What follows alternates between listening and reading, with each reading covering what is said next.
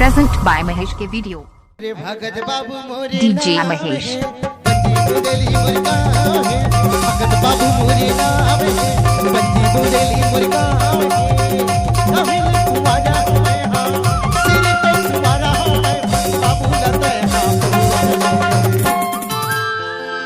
हे पथरा चोला काही माया वाली कहूँ माया रूप मोर संग माया लचो माया वाली कहूँ माया रूप मोर संग माया लचो हमारी बहनदारी मोर बाजू ना छोड़े हमारी बहनदारी मोर बाजू ना छोड़े अपने रानी मोर नाम है बतावा मधुर गाँव है अपने रानी मोर नाम है पूरा मोर गाँव है तो कुमारी हूँ मैं कुमारी हूँ मैं बारा बोला के पूछ ले डीजे महेश हम कुमारी बहनदारी मोर बाजू ना छोड़े कुमारी बहनदारी मोर बाजू ना छोड़े माया वाली कहूँ माया रूप मोर संग माया लचो माया वाली कहूँ माया रूप मोर संग माया लचो रे वो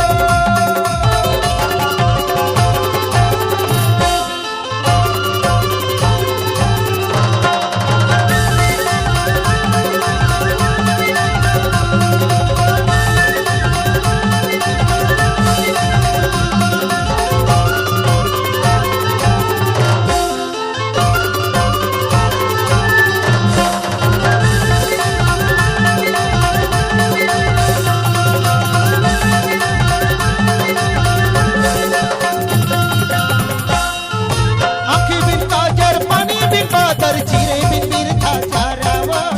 के मंदिर में आके समाज कोरिया के तारावो पानी बिन पातर आँखी बिन काजर चीरे बिन बिरथा चारावो के मंदिर में आके समाज कोरिया के तारावो के मंदिर में आके समाज कोरिया के तारावो संगीत के मैसूरी बई आया छत्तीसगढ़ी गवैया आया संगीत के मैसूरी बई आया छत्तीसगढ़ी गवैया आया कहूँगा के नाच ले पगली कहूँगा के नाच ले नचा दे हूँ मैं बाबूगा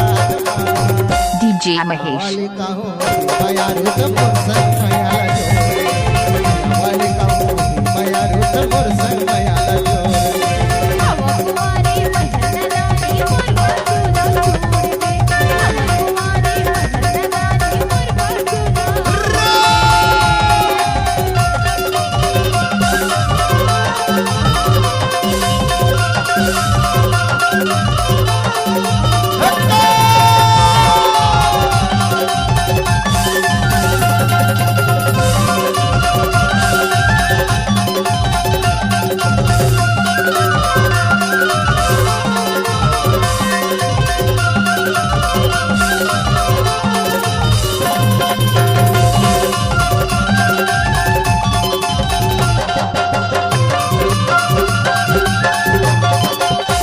हाँ सुनतो